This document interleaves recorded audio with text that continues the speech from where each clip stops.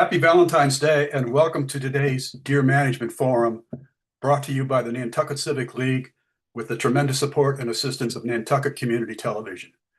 My name is Scott Wilson, and I am the co-president of the Civic League along with my good friend Charlie Stott.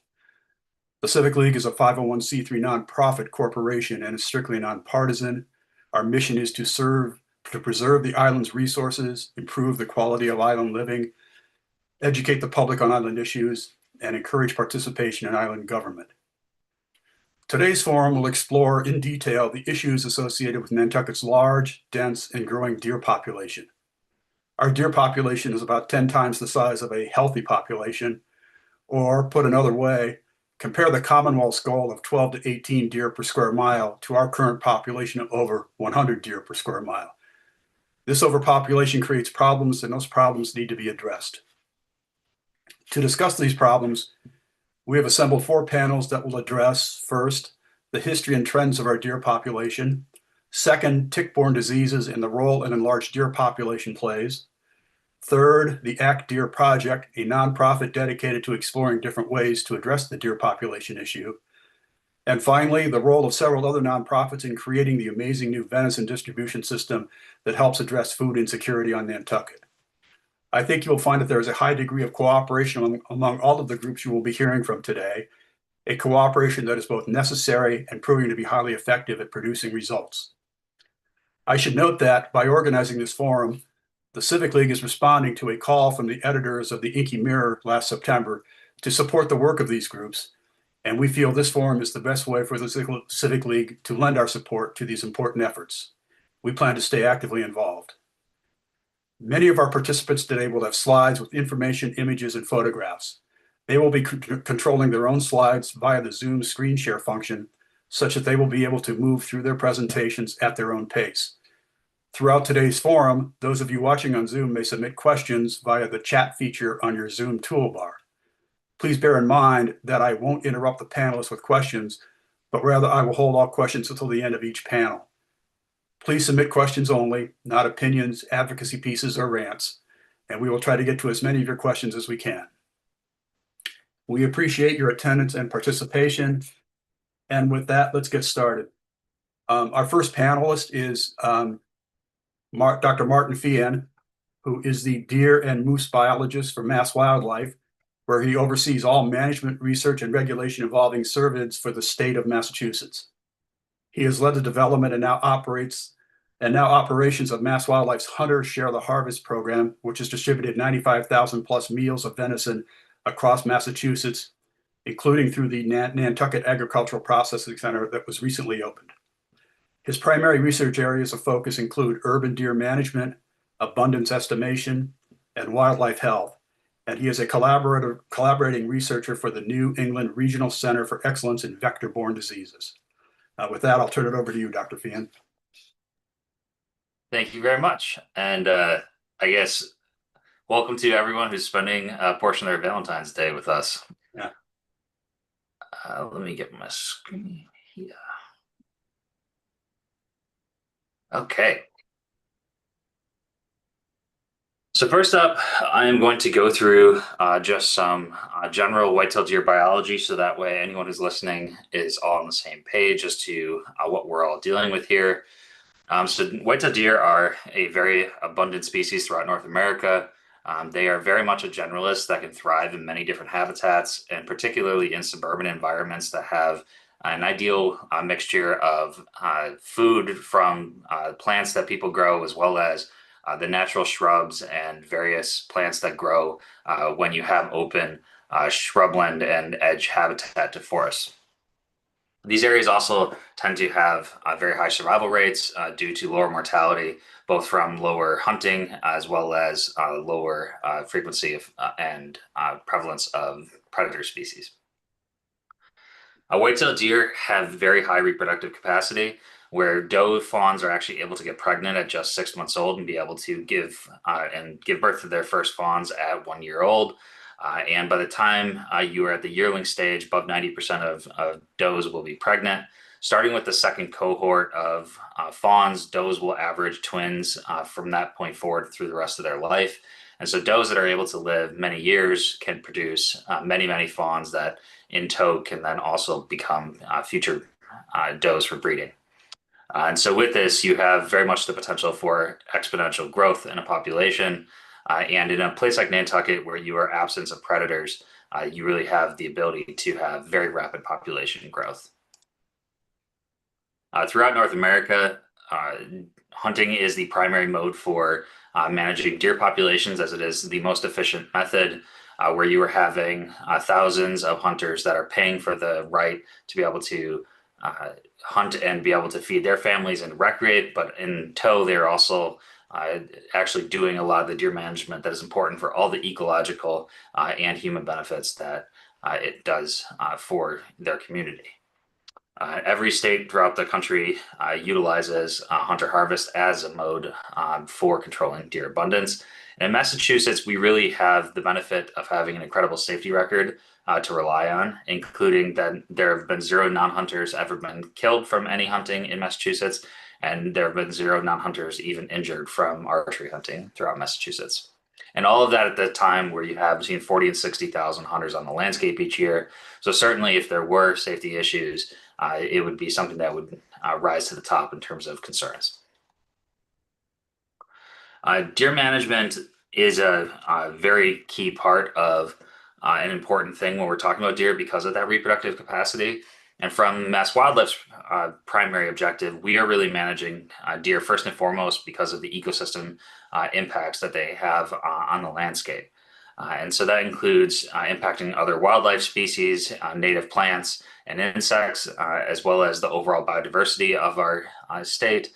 And for that purpose, we manage deer with a targeted goal of 12 to 18 deer per square mile. Essentially, above 18 deer per square mile, forest regeneration generally completely stops. But even in that 15 to 18 deer per square mile range, you are already having pretty substantial impacts on a lot of native plants. And so the goal is really to reduce those impacts and be able to preserve and promote the native plants and ecosystems that we enjoy and should promote for the long term.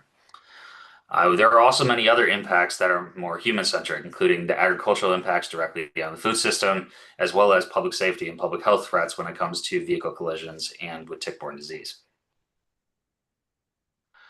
Within ecosystems, ecologists generally talk about white-tailed deer now as an ecosystem engineer or as a keystone herbivore. Effectively, white-tailed deer, by the way that they use the ecosystem and their general biology, actually effectively impact the entire ecosystem for all of the other species within that system.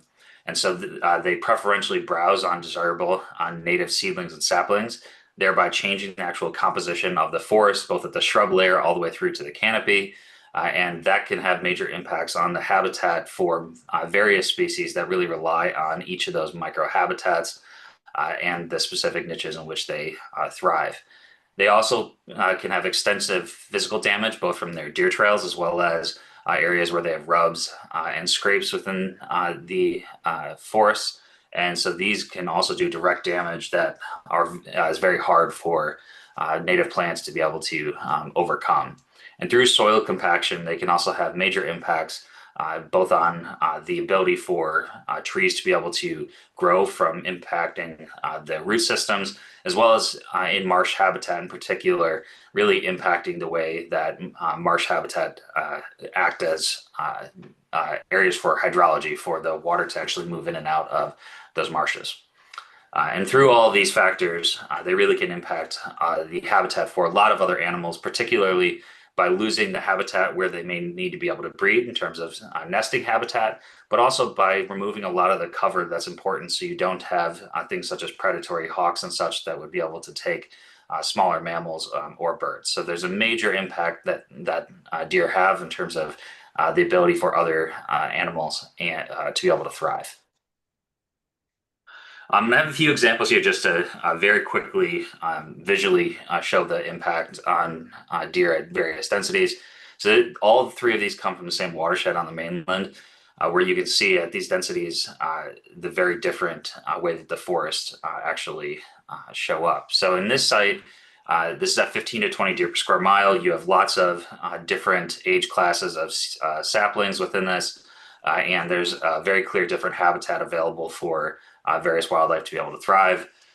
And this is a site that is open to hunting within the watershed. When you go to this site at the 20 to 50 deer per square mile, still within the same watershed, the only difference is this is a property that's closed to hunting. You really see a very sterile understory where you lose all of the different kind of microhabitats that are important for other animals to be able to survive.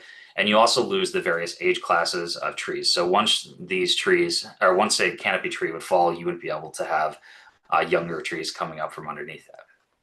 Then you can go to a place where you get about 50 deer per square mile, and you generally will get to a place of monoculture, where you'll have just the various species of plants that deer don't prefer, and that's what is able to survive. So fern forests have become very dominant across the Northeast in these overabundant areas that are close to hunting because of the fact that the deer won't preferentially browse them. On the islands, we have very unique challenges. On Nantucket in particular, we are seeing significant impacts in terms of coastal erosion. And this is certainly a thing that for any listeners from Nantucket, you are probably very well aware of in terms of the economic impacts on the island of having to spend tens of millions of dollars of moving homes, entire neighborhoods falling off cliff sides. But something that's often not discussed in this is actually the additive impact that deer have in this. And that is really because of both their direct physical damage that they have with deer trails throughout the coastal beach zones, but also with direct impacts on the actual coastal plants. And those coastal plants are really, really critical at being able to stabilize those sands. So when you have the seasonal changes in terms of the beaches, as well as larger storms, those plants are really what stabilize the beaches from faster and faster erosion. And so at the high deer densities we see, if you go around many of the coastal natural areas on Nantucket, you'll see extensive deer damage.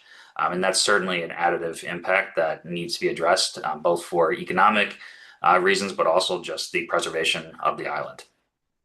On Martha's Vineyard in particular, we face a lot of damage on the sea marshes, where the deer impacts on the trails actually cause extensive damage to the hydrology. Those sea marshes are essentially what stabilize a lot of Martha's Vineyard via the tides that come in and out each day. And by compacting the soils, as you see in that second photo, where those deer trails and bed sites are, that really slows the ability of the marshes being able to absorb the tides. And so when you have large weather events, they are essentially exacerbating a lot of the issues of loss of these marsh habitats. And then we have direct agricultural impacts, where the islands certainly are trying to promote local farming, particularly to help supplement the food systems where it's so tough to be able to get off-island food. And on Martha's Vineyard in particular, where there are still farms that aren't fenced, we face significant deer damage. On Nantucket at this point, at the deer densities, the only way that most of the farms have been able to survive is really by having permanent fencing. And then lastly, with direct impacts from tick-borne disease, and this will be something that Dr. Lepore and Virginia will be talking about much more.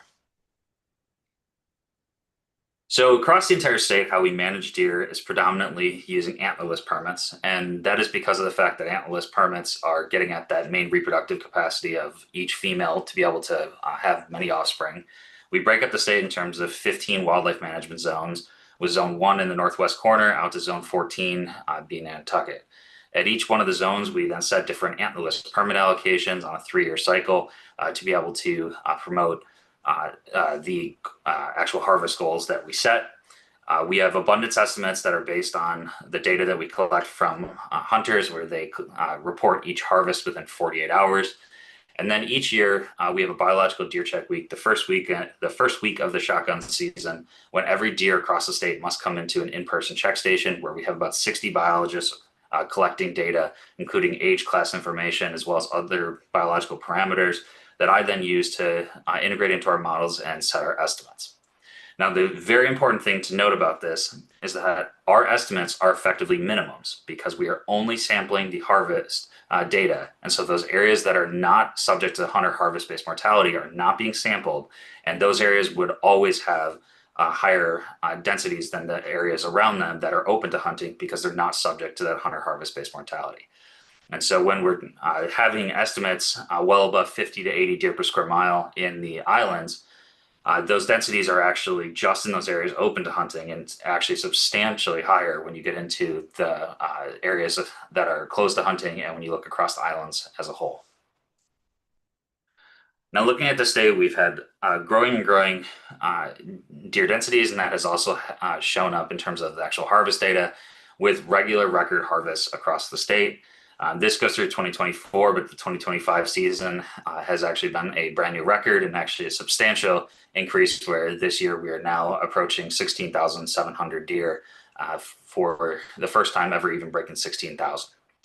We've seen a changeover in time where historically the shotgun season was really the predominant area of harvest. And certainly that is still the primary driver on Nantucket, but we've seen that also shift. And then really the archery and primitive seasons is where we've seen growth across the state over the last few decades. But it's important to note that when we're talking about these harvests and having these records we're having, even if they're showing relatively linear or even low exponential growth, all of that is actually in the climate of having a declining number of licensed hunters. And so you're actually really having even more deer taken on a per hunter basis.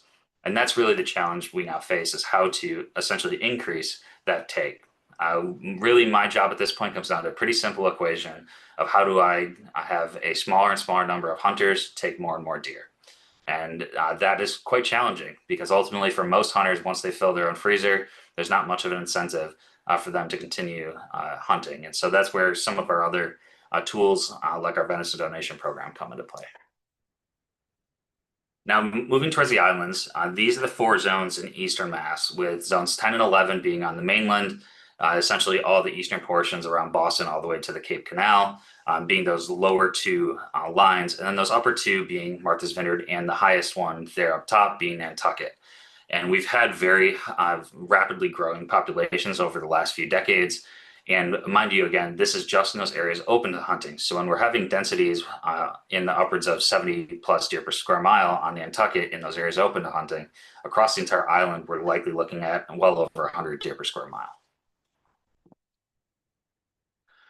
And then also looking at the actual harvest, Nantucket now for several years has actually had a higher harvest than what they did when the 04 extended season into February occurred, with regular records occurring over time. The shotgun season has stayed relatively flat, and the archery and primitive seasons have been where we've seen growth over the last decade or so. So ultimately, as we're dealing with this situation where statewide we have growing deer densities and we have growing impacts, we have to be able to manage those and update our management. And so there are only really a handful of things as a deer biologist you can do to manage deer. We can try to increase the number of hunters. And so that's really where our R3 programs come in. So that's recruitment. We're recruiting new hunters, trying to retain the existing hunters, and then also trying to reactivate hunters that may have left hunting for various reasons. We can work on increasing access. And so this is a major task that a lot of our staff work on regularly, of trying to promote access both among private landowners, but also among land trusts, nonprofits, municipal lands, etc. We can try to increase the number of permits, but this is one that is very difficult and essentially is maxed out in many portions of the state, including the islands where we've effectively had unlimited antlerless permits available since 1988. We can work on trying to lengthen and modify seasons. So that includes the extensions that occurred across the eastern portions of the state, including the islands in 2018. And then subsequently, again, this year with the winter deer season that is still open through this afternoon. And I would encourage any deer hunters that are listening in, you can listen to this later. I'd rather you get out to the field and take some more deer. We can also work on trying to increase the number of deer taken per hunter. And so this is really where our venison donation program comes in, where we are able to have an outlet for those really successful hunters to keep taking more deer, and then also be able to address food and security needs across the Commonwealth. I want to mention our deer regulatory hearings that are coming up on February 23rd. These directly impact the islands. The first hearing at 6 p.m. Is directly the final hearing around the emergency regulations that are currently active and were passed in December. These hearings would then allow them to be made permanent. So that regulation package included extending the winter deer season, which was going to end at the end of January. That extended it to February 14th. It also created a 10-day early primitive season in September for the islands that runs up to the youth deer hunt, and then also removed the on-island deer check requirement, where hunters during the biological deer check week had to check in their deer on island. And that became a barrier for folks where they wouldn't have time to be able to get their deer checked in before catching a late ferry. And ultimately, we want to keep those hunters in the field as long as possible. So now they are able to take those deer off island if they have to catch a ferry and then check them in on the mainland within that 48-hour period. It also removed the visibility requirement for deer in transport. This was a longstanding issue where our state regulations have always mandated that deer be visible for law enforcement reasons. However, there are places like Nantucket that have had municipal bylaws that have actually banned the visibility. And so this has put hunters in a bind where they either were following local regulation or bylaws and violating state regulations and could be cited for that, or essentially, vice versa. The other issue there is with the ferry, where the ferries would mandate that the deer be covered. And so you had situations where hunters would have to have them be visible, cover them up for the ferry, and then uncover them again. So finally, that won't be an issue. And then at the 7 p.m. hearing, we will have more regulations, including an expansion of the youth deer hunt, expanding the winter deer season to include our eastern zones, a ban on the deer-based lures, as well as a few other smaller changes. And all of this is part of our updating of deer regulations project that really began in 2022, with many of these really heavily focused on the islands. So just to give an update on where we're at with this winter deer season, the fall deer harvest on Nantucket was effectively the third highest on record, with the ninth highest on Martha's Vineyard. So effectively relatively middling for where we've been. But the winter deer season so far has been very successful. These are the update as of this morning, where we're at 151 deer having been taken since January 1st on Nantucket and 160 on Martha's Vineyard. If you're wondering why I put both islands, is because I like to instill a little bit of rivalry to help get more deer taken. And combined with these new seasons, Nantucket now has a brand new season record of 991 deer. I really hope we get 9 more in this afternoon because I'd love to break that 1,000 mark for Nantucket. And we're at 923 for Martha's Vineyard, which makes it now the second highest harvest on record. So moving into our 100 Share the Harvest program, which Dean will talk more about the local impacts for the program. We launched the program in 2022 for the entire state, where we pay processors across the state to process deer on our behalf. At participating processors, hunters can also donate portions of their deer, so that way they can keep portions, and then we subsidize the difference. And then this year, we also instituted a program where hunters that donated whole deer would also get free replacement antlerless permits in their zone of choice. So effectively, if you're a hunter that's out there taking 5, 10, 15 deer and want to donate some, you don't have to pay for each additional antlerless permit. We'll be able to get you more of those as compensation, because ultimately we don't want that cost to be any barrier. We want those successful hunters taking more deer. Across the state, we're up to 18 processors statewide, and we are distributing venison across almost the entire state through almost every one of the major distribution programs across the state, and with deer being donated throughout the entire state. Since the program launched in 2022, we've had more than 700 deer donated and more than 95,000 meals distributed, with more than 25 distribution partners across the state, including many tribal partners as well. And then locally, the Nantucket Agricultural Processing Center opened up during the shotgun season this last fall, and is a great addition to the program. And Dean will be talking a lot more about the program itself that is occurring on Nantucket. And this has also helped boost the actual donations. So at this point, about 6% of all deer harvested this fall on Nantucket were donated to the program. And that's it for me for now.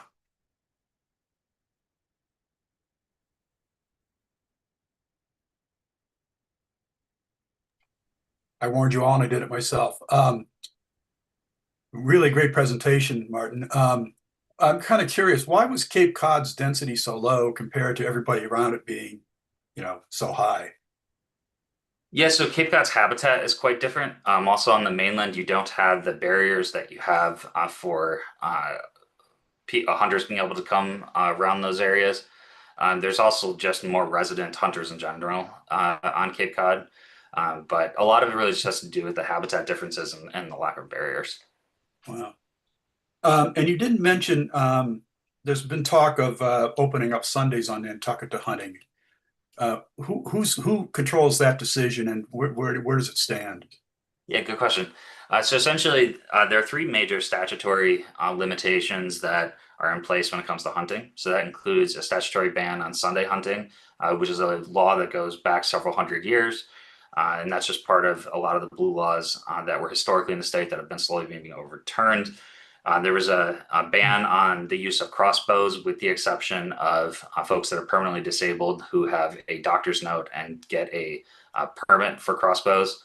And then lastly, a setback restriction on the discharge of archery equipment at 500 feet. And we've been holding listening sessions actually over the last couple of weeks, and we had about a month of period for folks to submit online comments as well for the statutory changes. Ultimately, any change in statute requires a change in law by the legislature and the governor. And we were collecting this information for the Healy administration to help them guide any recommendations that they would make for changes in those laws with the legislature. At this point, we expect to be able to release those recommendations from us soon and be able to show the impact that we've had from those comments. But we don't have that information at this point, but should be out very shortly. But it has been an amazing opportunity for us to get all this feedback from the public. Thanks. Thanks for a great presentation. The next panel is the Tick panel. I'll introduce the panelists. First is Virginia Barbati.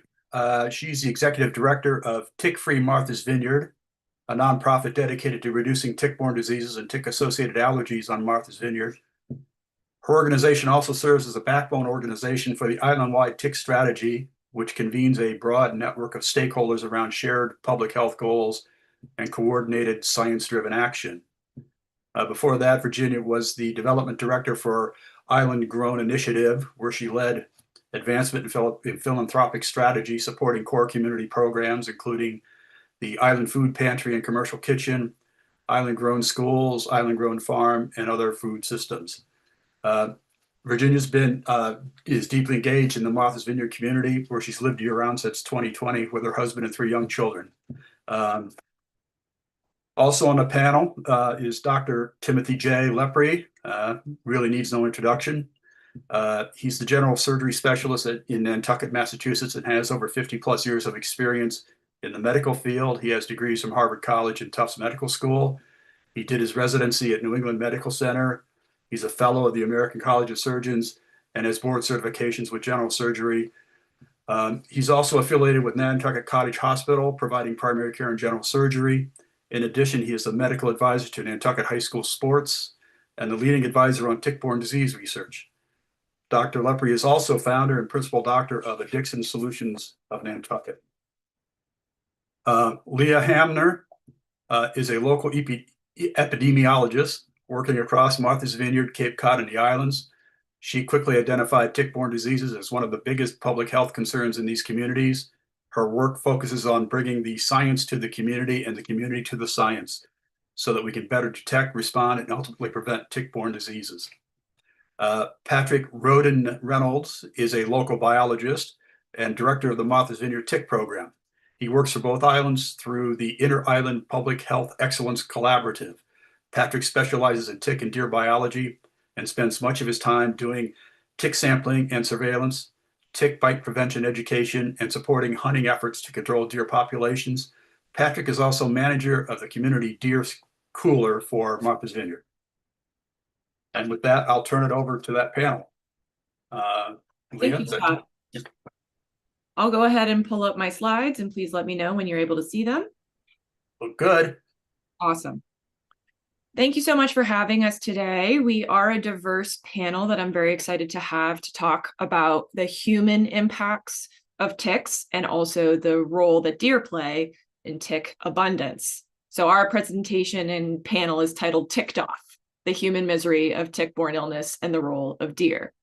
Today we have of course, no introduction needed, Dr. Tim Lepore, who will heavily be speaking about the Nantucket experience, Virginia Barbati from TickFree MV, and Patrick Roden Reynolds from the Inter-Island Public Health Excellence Collaborative, and myself, Leah Hamner, and I'm an epidemiologist.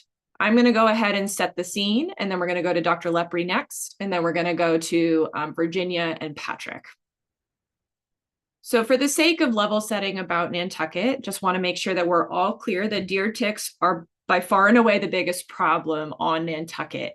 There is also, though, concern about a new tick coming to town, and that's the Lone Star tick. So that's an emerging problem.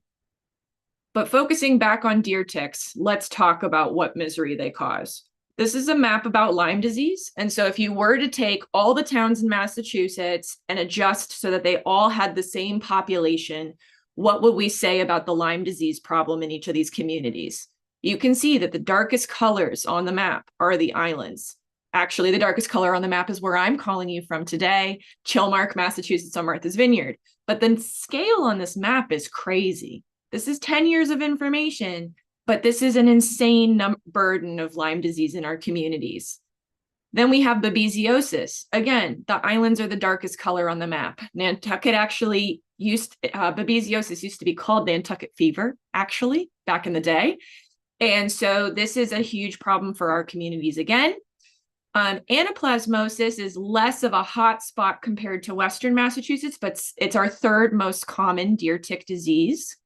And then we have our rarer deer tick diseases that we do see occasionally on the islands, which are Borrelia miyamotoi, as well as Powassan virus. And Powassan virus is a very potentially extremely severe fatal tick-borne illness with no cure.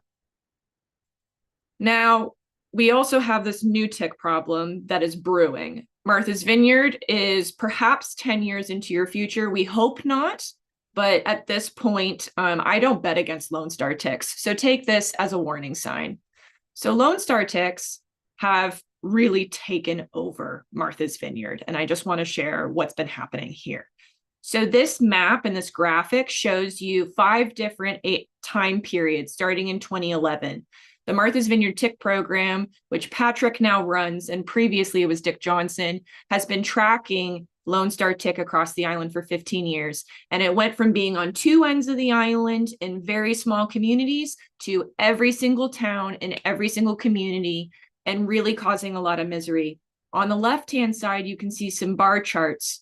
The blue bars are the deer ticks. You can see that we still have tons of deer ticks, but the orange bars are the Lone Star ticks. And you can see how that has increased dramatically on Martha's Vineyard over time. It's not just Martha's Vineyard. It's not necessarily a problem so much so like Martha's Vineyard on Nantucket Island proper, but Tuckernuck is infested with Lone Star ticks. There's a serious Lone Star tick problem on Tuckernuck.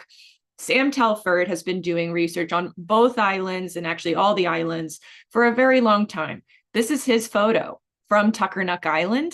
All of those, what look like dirt smudges, are hundreds, and for a total of thousands of Lone Star babies, larvae, that actually can cause what's called an allergy. Now, I'm going to make a quick plug that say permethrin-treated clothing is the way to survive this terrible misery. He's not ripping off his pants and setting them on fire. He's taking a photo. You can be safe against these terrible scourges by wearing permethrin-treated clothing. But the thing that Lone Star ticks cause that is becoming the biggest source of misery on Martha's Vineyard these days is called alpha-gal syndrome. If you haven't heard of this, this is a huge problem. It is an allergy. There is no bacteria, virus, or parasite involved. There's no antibiotic treatment that you can give. This is an allergy to the Lone Star tick bite. Some people get it, some people don't. We don't exactly know why. But it causes you to be allergic to mammalian products. Mainly, first order of, like, most people are reactive. Have alpha-gal syndrome, you have to be reactive to red meat. So steaks, pork, hamburgers. Less people are reactive to dairy because that has mammalian product in it. Some people can't even deal with cross-contamination. Some people react to the smell of cooking meat. So this is a pretty dramatic impact. There's also mammalian products and medications, lots of them, gel caps, beauty products, it's everywhere. And so there's a lot of people in our community that are really suffering from alpha-gal syndrome, and that's a Lone Star problem. Again, not a huge problem yet on Nantucket. We remain concerned though. So this is a chart of Martha's Vineyard Hospital and the testing that has happened year to year to year. The gray bars show total number of tests performed each year. So you can see an exponential increase. We don't want to see an exponential increase in anything. And this is showing you how much more concern and awareness alone is happening on Martha's Vineyard about alpha-gal syndrome. The pink bars, those are positive tests. That's how many people are coming back with a positive result. They might not have symptoms. Alpha-gal syndrome requires you to be allergic. There's no such thing as an asymptomatic allergy. We can talk about that another time in another conference, but this is really impacting our community on a societal level. And we really hope that Nantucket doesn't have to endure this future, but it is something we want you to be aware about. So when are these ticks active is a really important piece of this conversation, because unfortunately, ticks are active all year long, and those darn deer ticks can still survive cold winters like this, and they will still look for a blood meal when it's above 40 degrees. However, is there a time of year that is most risky? Absolutely. It is spring, summer, and fall. And that is when our tourism economies survive. And if our tick risk is at the same time as our peak tourism risk, we're in a bad spot. Now, I just want to preface that anything when you talk about ticks, it really is a lot of complexity about how ticks survive, thrive, and engage with humans in our environment. Each tick carries different diseases. Each tick has different preferences for what animals they like to bite. Each tick has different places they like to be. It's complicated. However, deer are clearly involved in this complexity. Here's just Lyme disease, which is, again, our biggest human driver of illness on Nantucket. Now, for deer ticks, Lyme disease comes from small mammals. It does not come from deer. However, the deer are involved because that's where the ticks like to reproduce. Deer ticks make baby deer ticks on deer. And so here we have some really horrifying photos of some poor animals that are so infested with ticks as these ticks want to reproduce. So with this, I'm going to hand it over to Dr. Lepore, and I will advance the slides, Dr. Lepore. So you just let me know when you want the next slide. Okay. Thank you very much. Why did we get here? How did we get to this problem? The problem developed because on Nantucket, we changed three things. We changed the fauna, we imported deer, and the ticks probably came here in birds. We changed habitat and land use so that these three changes have led us to a bad place. Next slide, please. The problem started in 1922 when Old Buck was found swimming in the harbor. And they brought Old Buck ashore. And then within a couple of years, people felt bad for Old Buck, so they imported some does. This was not a good situation. Nantucket at that time was much more like a golf course fairway with very little brush and very few trees. By 1935, there were about 350 deer on the island, and there was the first hunt. Unfortunately, somebody got killed the first day. So they called Governor Curley, and Governor Curley stopped the hunt. The island at that time was really a big petting zoo, and it was the beginning of the controversy about deer hunting. I agree with Martin. It's very good to be a deer on Nantucket. Can I have the next slide, please? As I said, we go from a buck, a couple does, and this was 2008. I think Martin's figures are certainly different. We've had an explosion. Next slide, please. And part of the problem is Bambi was released in 1942, sort of a second day of infamy. Too many people confuse Bambi with a documentary, which it isn't. Next slide, please. This is what the island looked like in the 40s and 30s. You don't see a whole lot of brush there. It's more like a fairway. Next slide, please. So these changes. The island had 20,000 sheep for 100 years. And sheep was not a great way to make money, so they decided to bring tourists.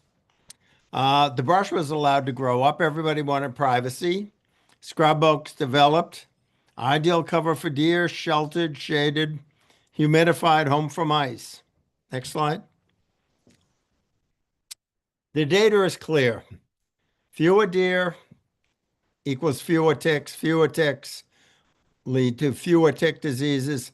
There's very real world studies. Cranes Beach up in Ipswich, Great Island as you come out of Hyannis Harbor on your left. Not really an island, a peninsula, but the state allowed them to kill all the deer and the incidence of tick diseases went down. Monhegan Island got rid of their deer, and Mumford Cove, Connecticut was also an example of getting rid of the deer and you get rid of the problem. Next slide, please. This ultimately is going to be the issue. I got an extra week in February. I was pilloried and hung in effigy, but it was a political decision to not repeat the February hunt.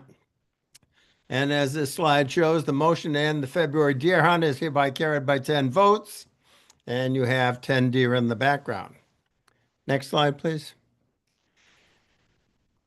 The problems with having ticks, deer, and in these numbers is the incidence of these diseases. In 1969, Andy Spielman came out from the Harvard School of Public Health and described babesia. It was able to put together the connection between the white-footed mouse, the deer tick, and the deer, and the interaction that led to babesia. A few years later, in 1976, Alan Steer described Lyme disease. And in 1981, Willie Bugdorfy on Long Island was able to isolate the spirochete responsible for Lyme disease from a Long Island tick. Lyme disease is the primary, most common issue we see here. Whether you're presenting with a rash, whether you're presenting with a cardiac issue with heart block or facial palsy, or you're presenting with late-stage Lyme disease, this is our biggest driver of concern. I will say that if you look at any of the celebrities, you will see that none of them get babesia. They all seem to get Lyme disease. I'm not sure of the correlation. But Lyme disease is a concern. Lyme disease is treatable at all stages. Lyme disease is curable at all stages. The problem we have is the way we test for Lyme disease is with antibodies. If you come in with a rash, I'll tell you that the appropriate rash, I'll say, you've got Lyme disease. And you say, well, I want to be tested. Well, we test your blood. It comes back negative, but you believe me enough that you take the antibiotics. But then, let's say a month later, you finish the antibiotics. You say, well, I want to be tested. Well, you test and all of a sudden the test is positive. And you say, what's up? And I say, well, the antibiotics work. They're very effective. It's the way we test. This is difficult for people to conceptualize.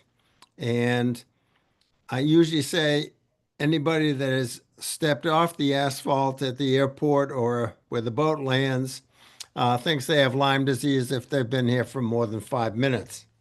It is overdiagnosed and overtreated. The other secondary disease that we see is babesia. Babesia is affects the blood primarily. And you get high fevers. It's like you've been hit by a truck. If any of you, you're probably too young to have seen Humphrey Bogart in African Queen. He has malaria, and it looks very much like malaria. Sweating gumdrops, 103 fever. It used to be treated with a fairly toxic brew of clindamycin and quinine. Well, you can't get quinine anymore, so that gets rid of it. But people would get the quinine and clindamycin, they decide they were sicker of the medicine than they were of the disease. So they would stop it. But then we did research out of Nantucket College Hospital and came up with atovaquone and zithromax, which is less toxic and very effective. Babesia is, compared to Lyme disease, is much more dangerous. I mean, if I had to transfuse people 5 units of blood on occasion, and people get very, very sick, and it takes a while for them to recover. There are no mysteries about diagnosing babesia. All you have to do is look at a blood smear. And people send off blood work off to Quest. It takes a week, but all you got to do is look at a smear. It's easy to diagnose and it's easy to treat. Anaplasma is an organism, sort of rickettsial, and it's treated pretty easily with doxycycline. You do have to make the diagnosis. It's a little bit trickier. The way you can diagnose it is if you have somebody with infinite patience to look at patients' white blood cells, look at many smears. Sometimes you'll see the organism inside a white blood cell. That is not a particularly cost-effective way to do it. So people have blood sent off for a PCR, which looks for the DNA of the anaplasma. Anaplasma is not entirely a benign experience. Most often people get well in about 36 hours. You see their fevers go away and they start feeling better. But if it's prolonged, the diagnosis, my neighbor in particular did not come next door to see, have me make the diagnosis. She got extremely ill. She recovered, but it can be a very dangerous issue. Borrelia miyamotoi is a Borrelia related to Lyme disease. The problem, it was diagnosed or first discovered in Asiatic Russia in about 2011. I saw that, I got interested. I found about 15 cases out here. I got tired of looking because it isn't as easy to test for.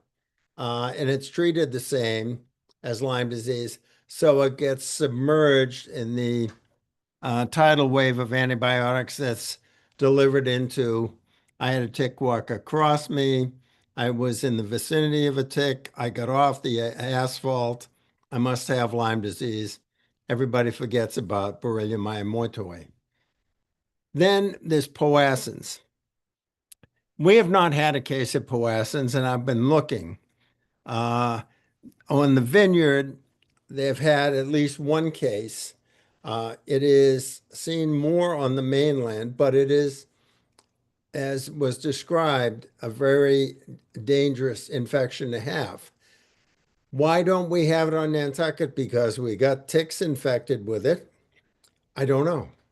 Maybe it is a less virulent strain being on an island.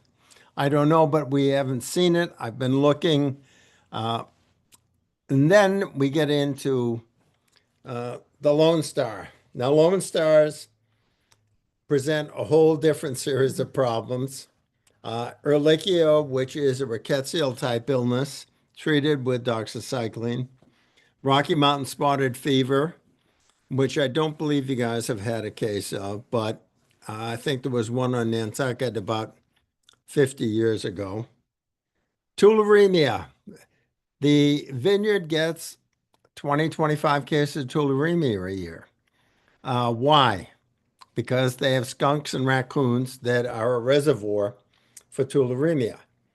Nantucket is deficient in skunks and raccoons. We've got mice, we've got rabbits, we got shrews. We don't have any of the animals that tend to be reservoirs, but I was able to find 10 cases in 1 year. But again, it was a funny year. Very atypical people, 80-year-old ladies gardening in their yard and probably got it from ticks. And other obscure things that can occur with Lone Stars, a thing called starry and heartland virus. Ticks are a problem. The number of ticks is related to the number of deer. If you get rid of the deer, we would have a nirvana, or pretty much nirvana. There will still be the occasional case, but it's not going to be anything like what we're seeing now. Now, as was mentioned, the figures get sort of screwy because if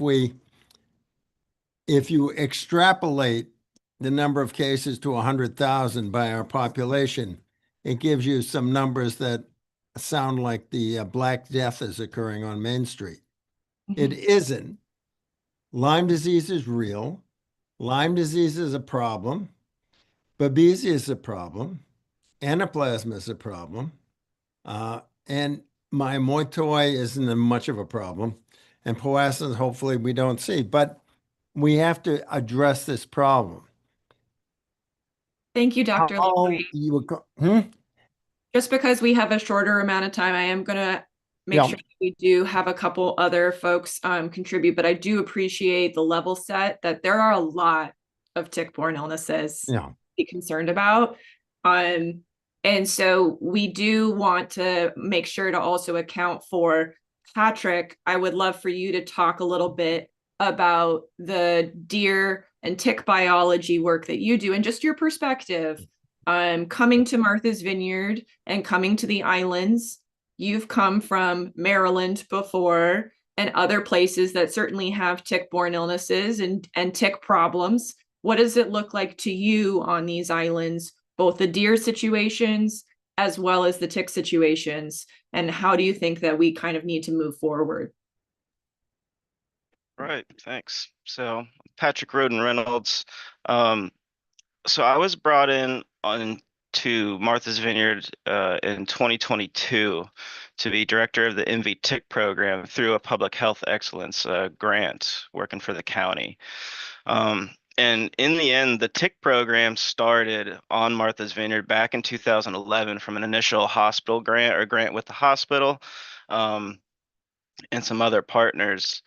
And it was really because in response to all these community issues, and namely the work that the tick program was focusing on was outreach and education to tick prevention, tick bite prevention, and how you can reduce your risk in the outdoors and other things you can do around the yard.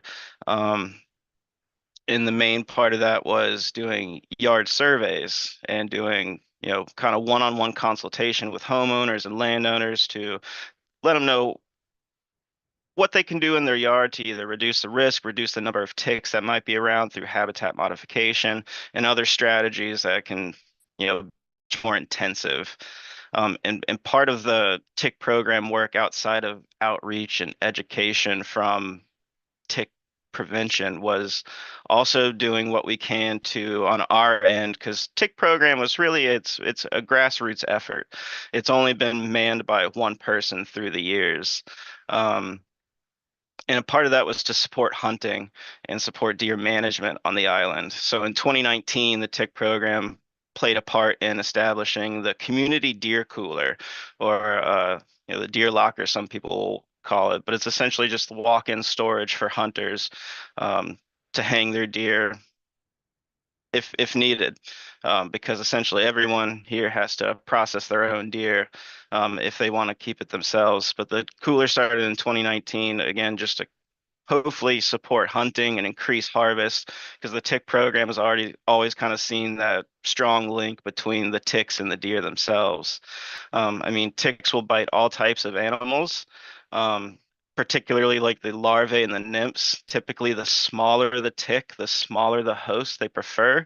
But adult ticks really do prefer large-bodied mammals, in which on the islands, I think Nantucket has a less diverse host community than Martha's Vineyard. That really means the deer end up being the primary reproductive host that kind of drive tick abundances.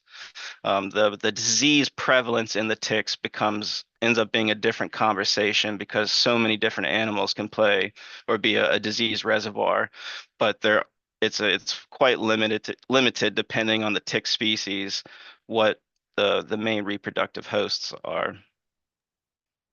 And thank you, Patrick. I appreciate that. I also wanted to just highlight the fact that in your work, when you started with the Martha's Vineyard Tick Program, as was mentioned with that graph earlier, alpha-gal syndrome was a relative obscurity in our community.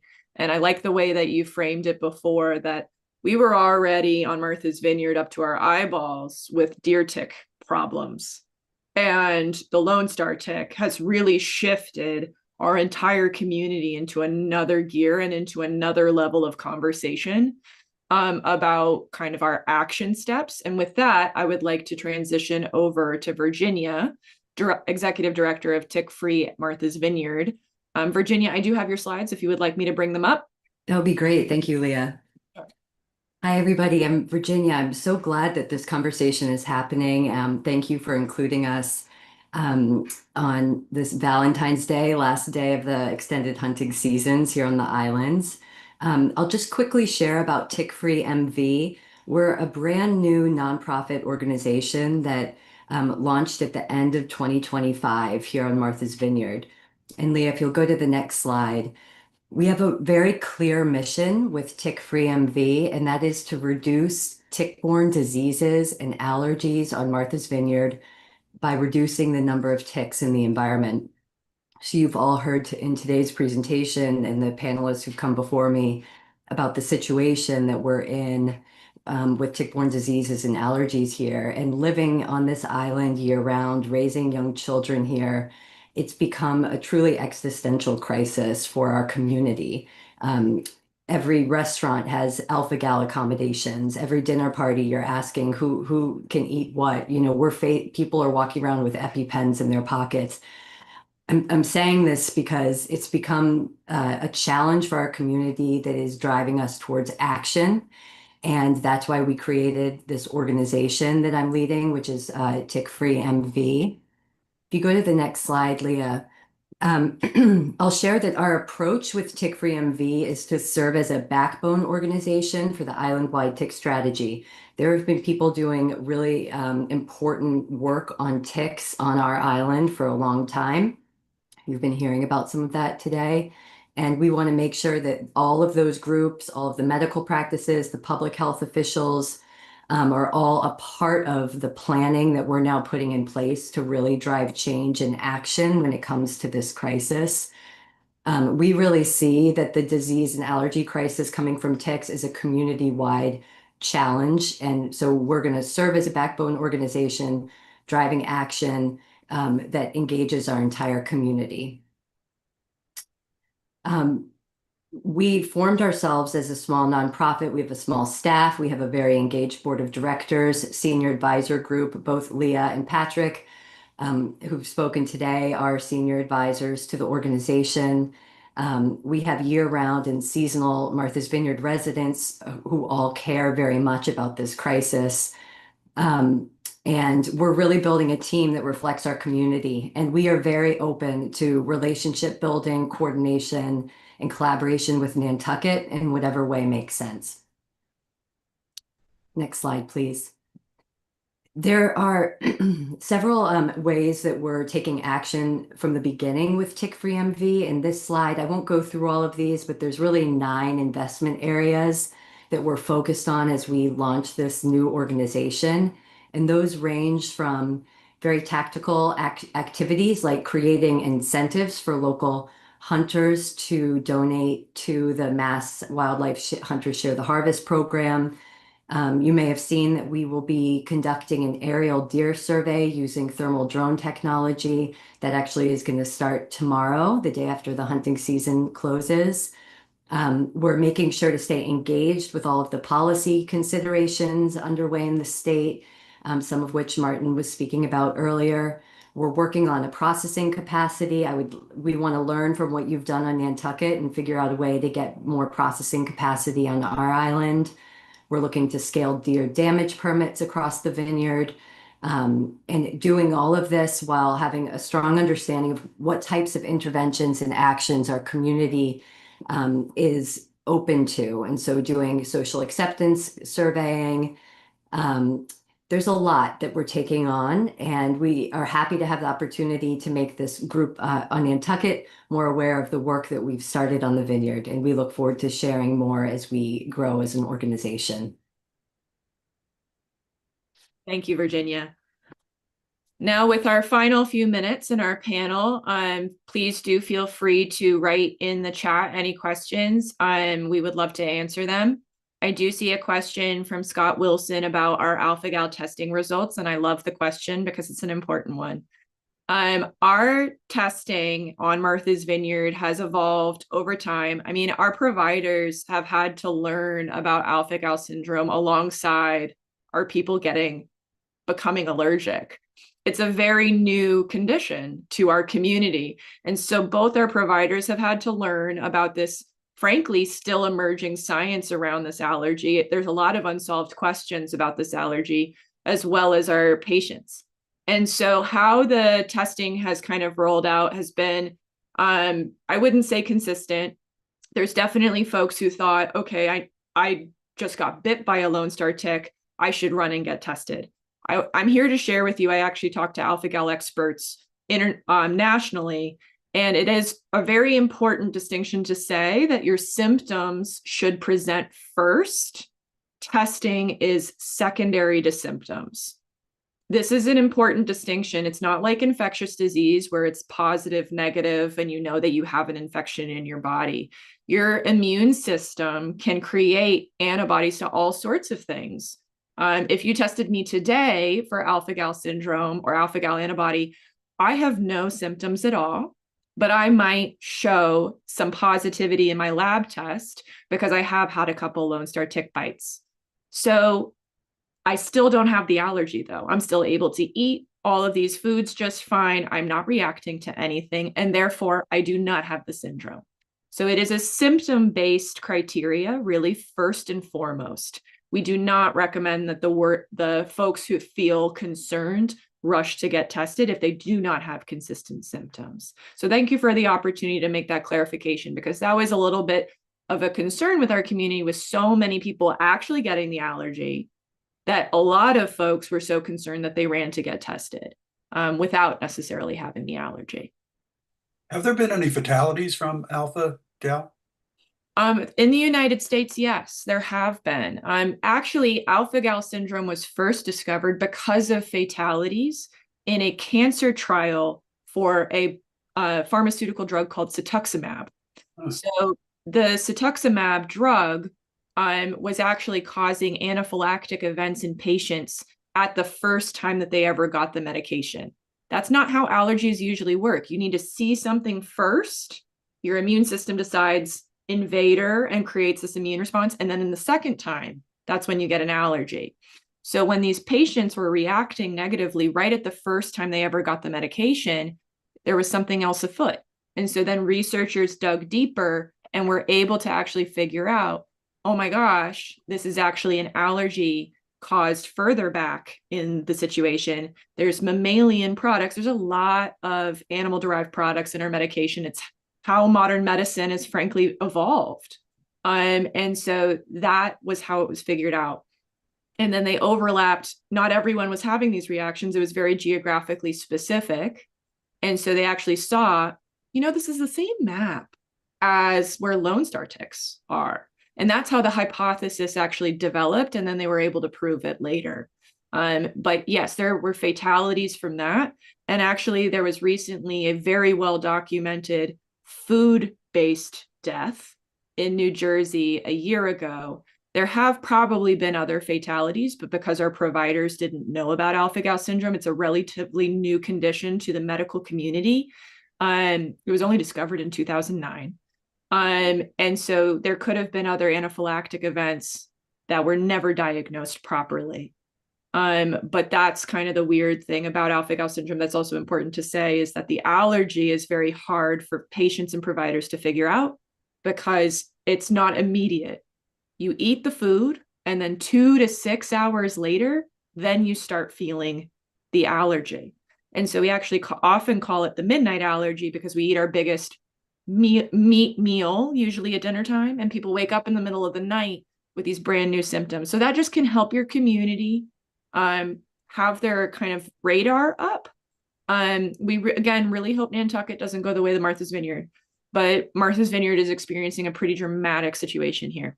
What was the prevalence of it on Nantucket? Have there been reported cases? Dr. Lepore, do you want to take that?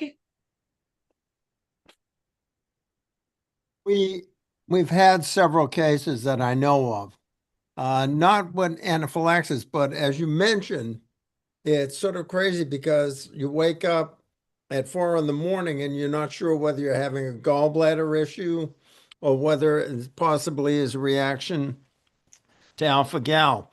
It's, but I know of several cases. We don't have a large infestation of Lone Stars yet, but I'm certain, as it happened on Takanak Island, that it's overrun with Lone Stars. We'll start seeing more. Yeah. Thank you, Dr. Lepore. I do see a great question on this chat that actually is more for Martin, if that's okay, Martin, if I can ask you, is whether birth control methods are a viable method for deer control. So sterilization options have a very limited capacity to have large population reductions. They're typically utilized more for trying to stabilize a population, particularly in areas where you have kind of social constrictions for hunting. So they're often put in urban areas. They take many, many years to have any impact, and that's even the case in places where you have natural regimes of predators. In a place like Nantucket, without the presence of predators, you'd be looking at decades before even the individual deer that are sterilized would even pass on. The other thing is, depending on the option, if you would go with like surgical sterilization, you can have a permanent option for the individual, but surgical sterilization is very expensive because you have to actually be able to capture, move, conduct the surgery, and then re-release the individual deer. The other option includes immunocontraceptives, and those require repeat drugging of the same individual deer, and you need to get above about 90-95% of all of the individuals actually treated. And so when you're looking at a population in a location the size of Nantucket, it's just not feasible, and it wouldn't have any impact on these tick issues because you would never get densities low enough to have any impact here. There was also another question that ended up in the Q&A section that I'd addressed too around what Dr. Lepore said in terms of having to get into zero deer. Ultimately, with these different tick issues, focusing solely on deer is not going to be its own solution because there are other mechanisms within the actual just fauna on island that would be able to support particularly Lone Stars. But the key part is that reducing deer densities can make the alternative tick strategies much more efficient and effective. And so if you can reduce densities through just hunting, but also other strategies like deer damage permits and other management efforts, that can then make those alternative strategies such as treatment methods much more effective and efficient because you're not having to release as much chemical to be able to do those. So ultimately, when we're talking about this strategy, you can't ignore the deer aspect of tick management. It is a critical aspect of it, but you also can't just focus on deer management because ultimately these are all combined issues that have to be looked at more in terms of a combined strategy. And that's really where a lot of the work that TickFree MV is focusing on moving forward for research is going to come into play. Thank you so much, Martin. I did have a slide saying this is all perfectly complicated, and I did mean it. And so there are a lot of different. There is no silver bullet for tick control. We'll just say that openly right now.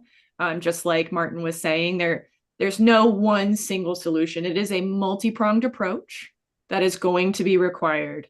However, considering how much human impact it has in both of our communities, at least from my perspective as an epidemiologist that is dealing directly with the human suffering every day, I lead an alpha-gal syndrome support group even. Is it a worthy undertaking? I would argue yes. It's going to be a difficult one, but I would argue it's necessary. And with that, Scott, I think that we've come to the end of our panel, and thank you so much to our panelists.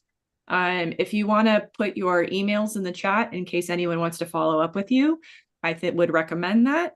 And thank you so much for the opportunity. Happy Valentine's Day. Thank you. Great panel, Leah. Thanks for all your help. Our next panelist is Mike Levitt, who is the founder and co-chair of the Deer Management Project, or simply called Deer. Deer was founded in September of 24 by a coalition of concerned Nantucket residents who recognized the danger of the enormous and rapidly growing deer herd on Nantucket and a significant food insecurity issue on the island. It has brought together a broad range of island constituencies and MassWildlife to lead the effort to research, develop, and implement practical herd management solutions, educate residents, and work to build consensus as to how best to address these problems. Mike is a Mass native, a sailor, and a lifetime Nantucket visitor who became full-time resident on Nantucket in 2021. He runs a private equity fund. He's the president of an aircraft management firm and a Nantucket Airport commissioner. Mike, I'll turn it over to you. Thanks.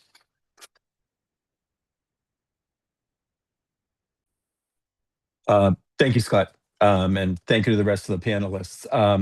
One thing that I'm not sure if everybody attending is aware of is that this has almost become like the traveling craps game. A lot of the panelists here, we get together in some other fora, including a weekly or bi-weekly group when we all put our heads together to coordinate our actions. And we've all been working quite well together. The most recent one was yesterday afternoon. So it's great to bring more people into the fold on this.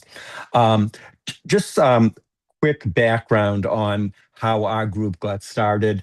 There was a neighborhood dinner where everybody came in the door, told the usual stories about how many deer tried to commit suicide on the front bumper of their car, making their way over there. And we all sat there and said, gee, why hasn't anybody done anything about this before? And it got a bunch of us thinking, and we went off and did a bunch of research and brought our group together. And the idea was to become sort of a coordination group with lots of other Nantucket departments to deliberately sort of be unofficial and stay out of government so that we could operate around the island. And we've had incredible cooperation with everybody on island and with Martin and his department. I'm going to quickly run through some slides because we all seem to cover the same facts. Some of them may have been covered already, so I'm just going to flip through those quickly. I am just going to see if these are going to work from here. I'm Zooming today from my iPad, so sharing documents is sometimes a bit of a challenge. Scott, do you have them and can you bring them up? You're on mute. Did you send them to me? I did. I emailed them to you this afternoon. Okay. Let me just. Sorry about this technical issue here. I always say you need to have a 12-year-old in the group to make sure none of the technical problems crop up. Let me see here.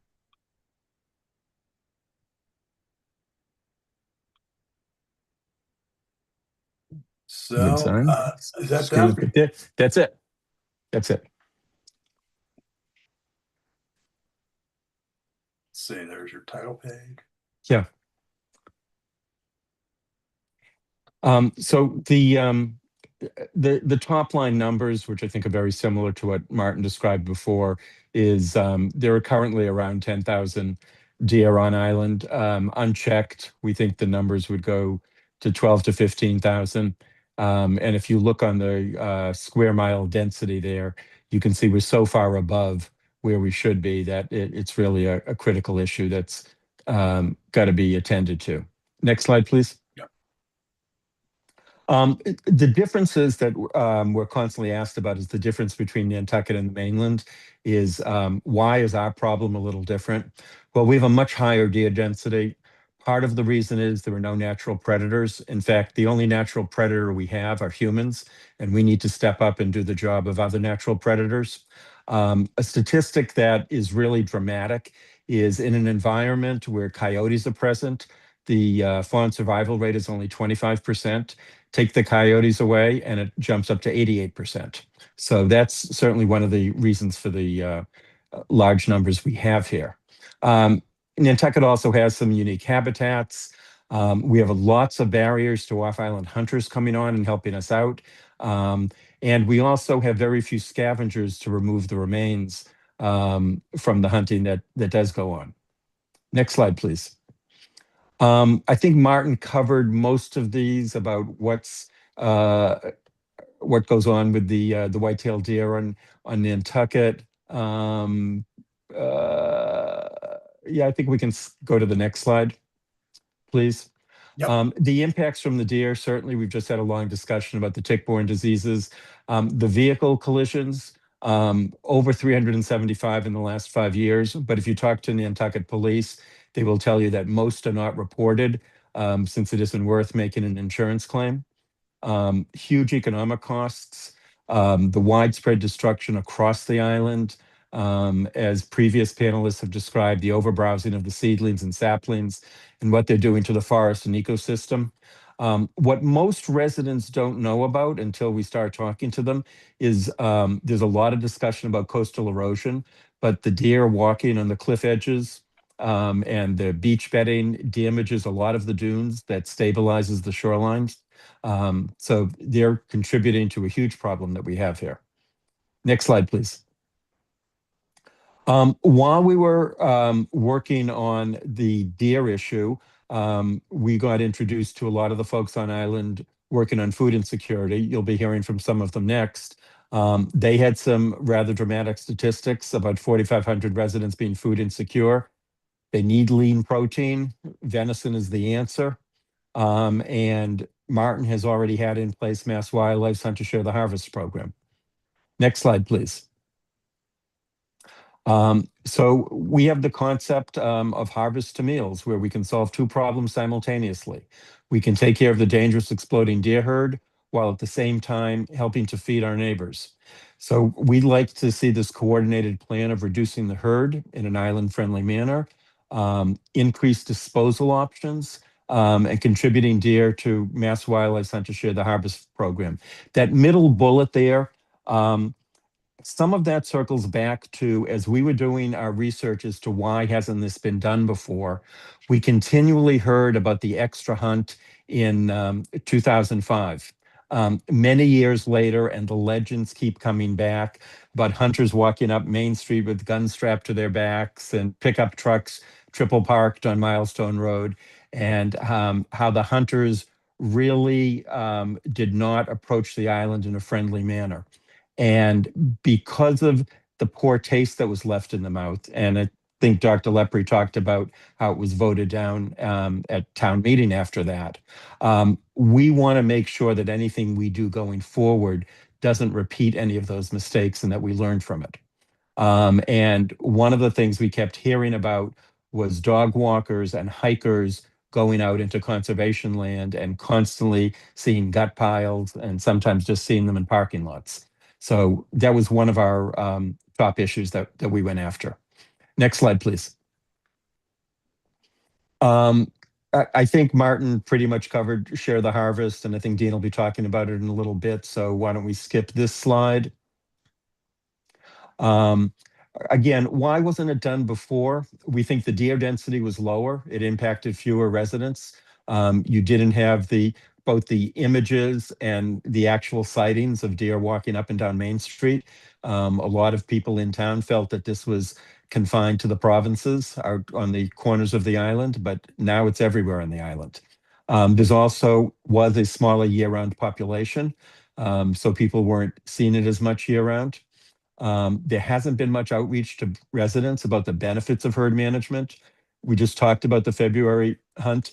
There also wasn't this venison donation program until a few years ago, and there were fewer disposal and cleanup options. Next. So what do we think the solutions are? Well, we can ignore it and hope it'll fix itself, and we know that isn't going to happen. There are non-lethal options, and there have been some meetings on this.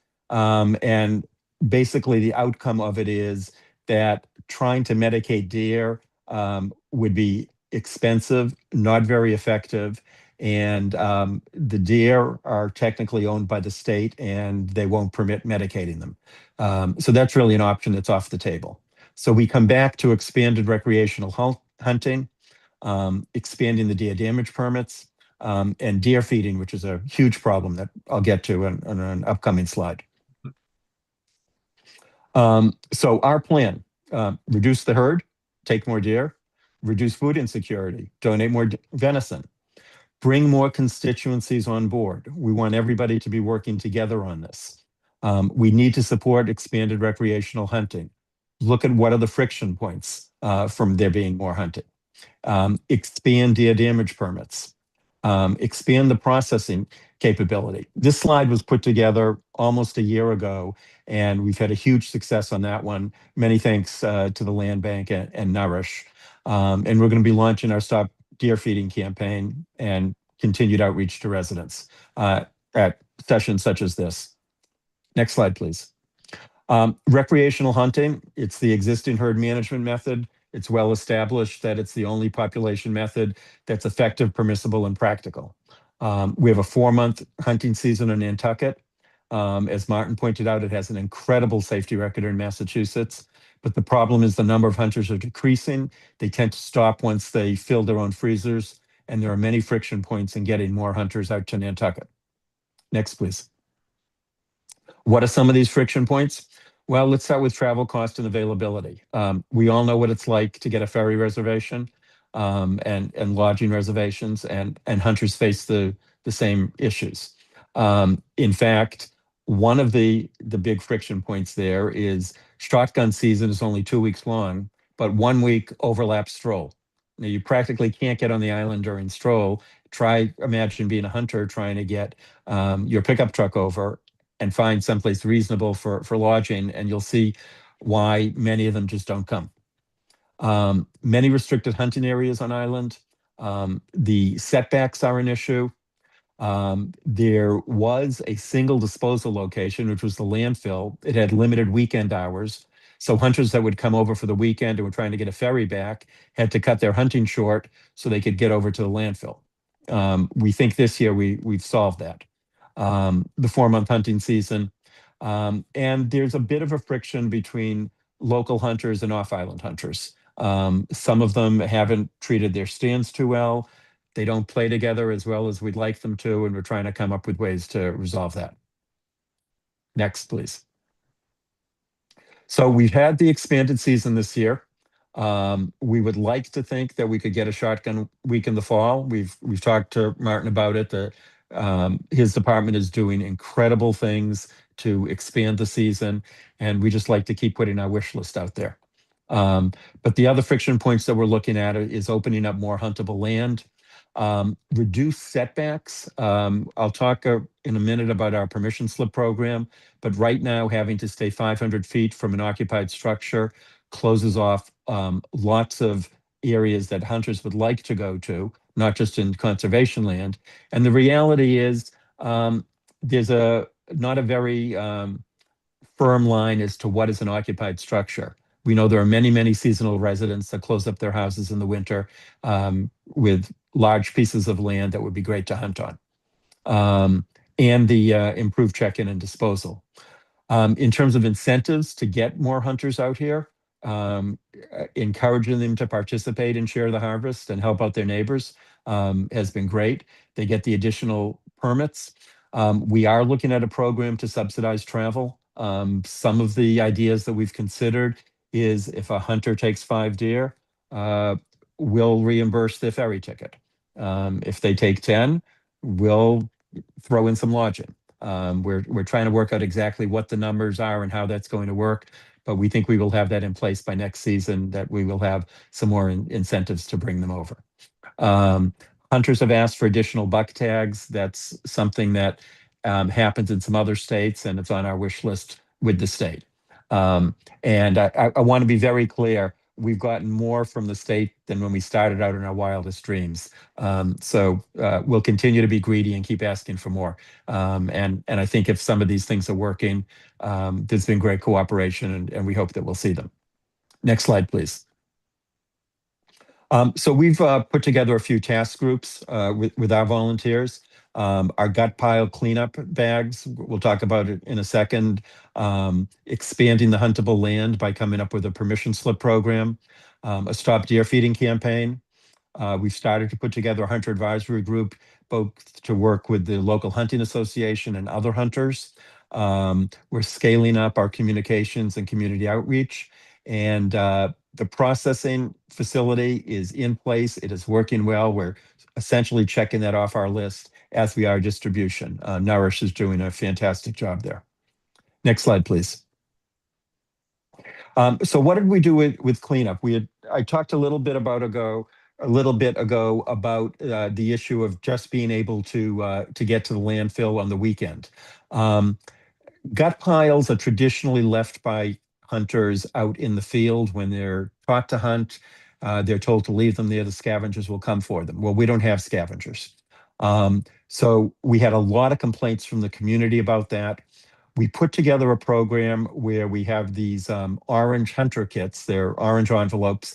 In them, we've put clear plastic bags that will hold both gut piles and larger bags that will hold carcasses. We've distributed them around the island, and in the check-in station in Hyannis when you get on the ferry. If you're driving a pickup, they will ask you, hey, are you going over to hunt? And if so, they'll give you one of these. Some of the rangers from NCF and Land Bank have them in the truck and hand them out. And once they have these bags, what do they do with them? Next slide, please. Oops. There we go. So we have put out a number of dumpsters around the island, which are available 24 hours. Land Bank, DPW has been great on this. They've been very effective. We have some scientists at the Land Bank who love data, and one of the pieces of data they do is go out and count the number of bags in the dumpsters. A job I wouldn't want to do, but I'm glad somebody's doing it. And again, these allow the hunters to leave the remains 24 hours a day. A measure of its effectiveness is that the Land Bank has told us in prior years they continually get calls complaining about gut piles. Their staff is having to clean them up. And as of yesterday, this year, they have received 0 complaint calls, and their staff tells them that they're just not having to clean the piles up. So with the hunting season coming to an end, these dumpsters are going to be removed starting next week. One of them will be kept to go onto the land where the first deer damage permit is going on.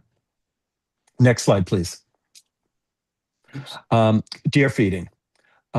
This has been a huge problem. It's been described to us as Granny thinks it's cute to show the kids that she's got deer in her backyard.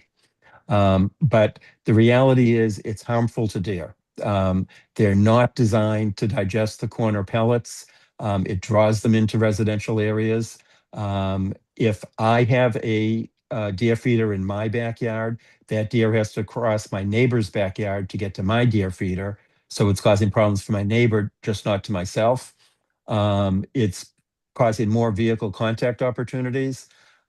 We heard from the environmental police officer that they were having a lot of deer car incidents on Old South Road. They couldn't figure out why until they realized that there was somebody feeding deer across the road, and the deer kept crossing to get over there. And it's habituating deer to humans. Nobody can come up with any good reasons for it. So we will be launching an educational campaign, working with our media partner, the Inky, to get the word out that these good intentions are misplaced. It is bad for the community. It is bad for deer. One of the problems that we have is there are a few retailers on island that are selling thousands of dollars a week worth of deer feed. We don't believe that they can be stopped from doing it through regulation. And the reality is, if somebody wants something that isn't sold at a retailer on Nantucket, Amazon will bring it to you. So we need to really shut down the demand for it rather than the supply. And as the hunting season is coming to an end, we're pivoting a little bit of our efforts and priorities to this one. This will be the next one that you'll be hearing from us on. Next slide, please. The processing facility has been an absolute home run. We can't congratulate the land bank and Dean and his team enough on it. So he'll be covering this. I don't want to steal his thunder. And Nourish has done a tremendous job distributing what's coming out of Dean's facility. Again, I'm not going to steal their thunder either. So the support that we are providing across some of these areas is we've developed these hunt-friendly guidelines that we distribute in our hunter kits. We're trying to expand our coalition to bring in more island groups to work with us on this, coordinate with the partner organizations, keep up the community outreach through some of the items you have there. Next slide. People say, well, what can we do to help? Well, we need more volunteers. Join one of our working groups. We're kind of split up into the ones listed there. Tell your friends about us. To volunteer or help us out, just email us at register@actdeer.org or info@actdeer.org. And for those that keep saying, I really want to help, but I can't get out there to help you, donations are always welcome. We're a 501c3. And we could use your help, but mostly we'd like the volunteers. And I think that's pretty much it. And I hopefully brought us back to close on schedule. Oh, I'm sorry. I want to have a quick shout out to a number of these people that are working with us on the committee and some of the groups that we're collaborating with. Okay, thank you. I'm going to stop the screen share. And we're going to move straight into the final panel, which is,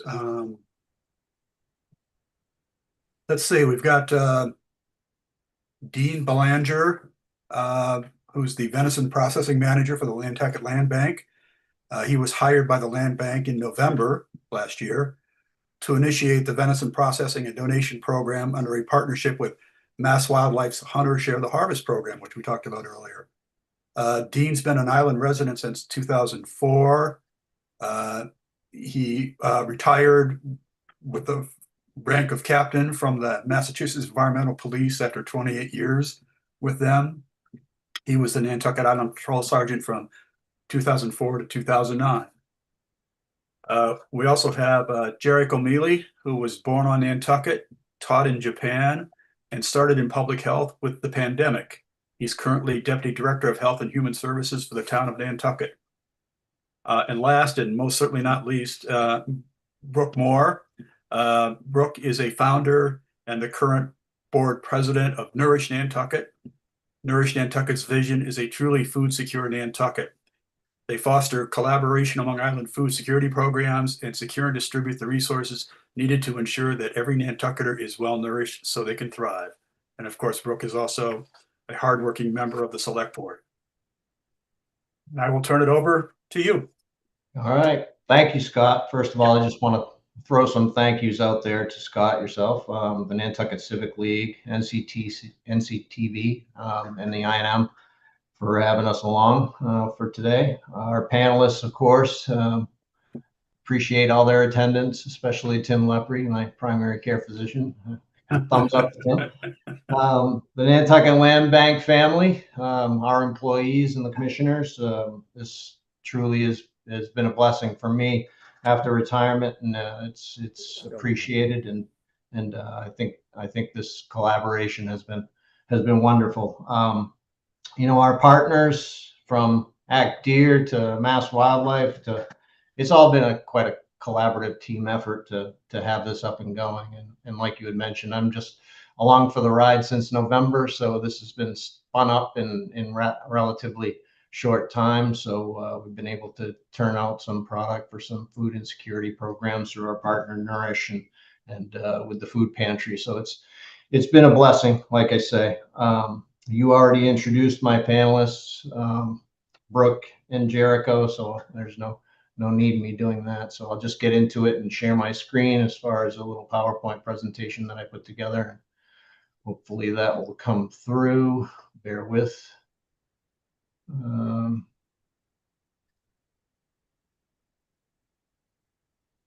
course, I'm having problems.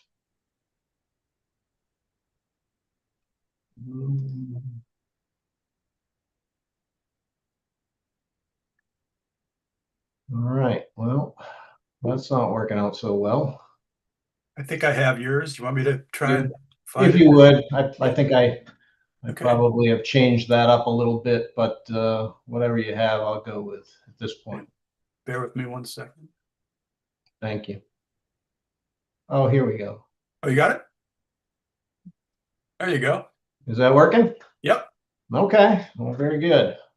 Thank you. I don't know if you still see me, but I'm a little flush now after that snap. At any rate, so I just welcome you to the Nantucket Land Bank Agricultural Processing Center. Like you had mentioned, my name is Dean Belanger, and I'm a venison processing manager as of November. So here we go.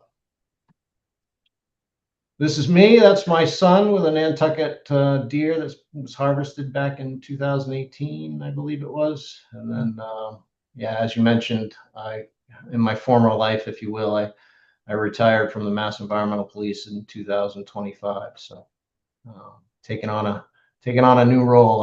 I don't have any meat processing in my background, but I'm a hunter, and I've harvested deer and processed my own deer for the past 40 years, though that's hard to say.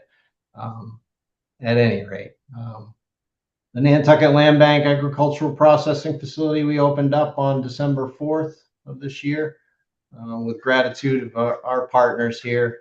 You're seeing all of them and all the contractors. And most importantly, I really want to truly, I can't emphasize this enough, that the deer hunters and the deer donors, if you will, if it weren't for them, and we really wouldn't be operational. So again, throwing that out to them, that we appreciate their donations and trying to address this food insecurity issue that we have here on Nantucket. There are many facets of not just food insecurity that we're accomplishing here with the deer management, as you know, those fellow panelists have spoke to. So we are, through the Commonwealth of Mass and Nantucket Board of Health, a permitted facility.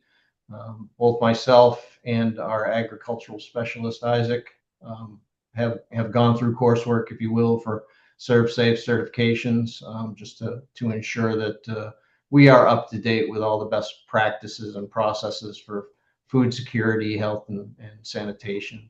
So with that being said, the Land Bank has partners, and Martin, thank you for everything that you've done with MassWildlife's Hunter Share the Harvest program here on Nantucket. And if it weren't for them as well, we really need their help in this whole process. So when it comes to donation of deer, the hunters will come in, they'll donate deer to me or any of my staff, and like I say, process them for the food insecurity programs here on Nantucket. People were talking about incentives, and we've tried to do our incentives as well. We created a little swag there and a Nantucket Land Bank hat, which I'm wearing now. So our deer donors will get one of those whenever they donate a whole deer. We're just taking whole deer donations at this point. And when the donors get a deer, they can call or text me on that dedicated cell phone number, and we get them into the facility.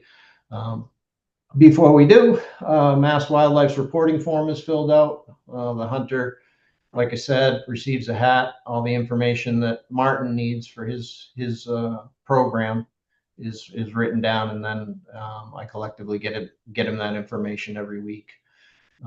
MassWildlife is also incentivized, as was said, with a free antlerless deer permit for those that are donating their whole deer to us. All right, the deer received. They're skinned outside with the aid of a gantry hoist system that we've installed. That gantry hoist system is simply to assist me in the skinning process, that we do it more mechanically than hands-on, so that it speeds up the process, and therefore we can get the deer into the building and at the appropriate temperatures in a quick period of time. So each deer receives an identification tag with a Nantucket Land Bank number, the confirmation number that's associated with the deer being checked in, and the name of that donor. Currently, the hides are being bagged and disposed of at the landfill as soon as they're removed. We talked about those tick issues, and we want to ensure that those aren't an issue here at the facility. So once the deer are skinned, they are rinsed and then bagged for food safety and sanitation. They're bagged in large clear bags so that we can get them into the facility without touching any other things. Once they're brought into the facility, and I'll have to give a shout out to Tom on our staff, who has fashioned up this slide for me, the slide that we get the deer in. Once they're in the building, then they're put on a cart and brought to our walk-in cooler. Again, Tom is fashioned up with the aid, I guess, of my thinking of it, how to do it. Tom is great at fashioning these things up, so he was able to put this winch and trolley system together in the walk-in cooler so that we can cure and age our deer. We typically do that from 4 to 7 days. We lose some water weight there, but we find out that doing that at the appropriate temperature between 34 and 36 degrees, it makes it a much more tender and tasteful, if you will, product at the end. So the last thing we want to do is turn a product out that people are averse to, and it seems as though, from talking to people, that oftentimes they've gotten a bad cut of deer, or they have gotten a cut of deer with some deer fat in it, and I find that the deer fat really holds the gaminess. So we trim all of that out. We trim most all of the silver skin tendinous material, because that is the palatability of it, the chewiness, if you will, goes away when you have taken that out. So all right, and then they're brought in, they're quartered in that cooler. They're put in meat lugs, in bagged meat lugs, and then they're brought into our cutting room. Our cutting room is held at temperature, in the 30s, and then they're deboned and ground in that cutting room. And there's a slide that shows you just a little bit about what's going on in the cutting room, from the grinder to the electric stuffer. And once they're ground, we grind them with the 10% beef suet or fat. It's non-rendered. It's added to the grind. That venison is stuffed into 1 or 2 pound freezer bags and labeled with a unique number. We decided there was an option of beef or pork. We decided to go with beef fat, because they're parts of the community here will not eat pork. So we want to make sure that we reach as many people as we can.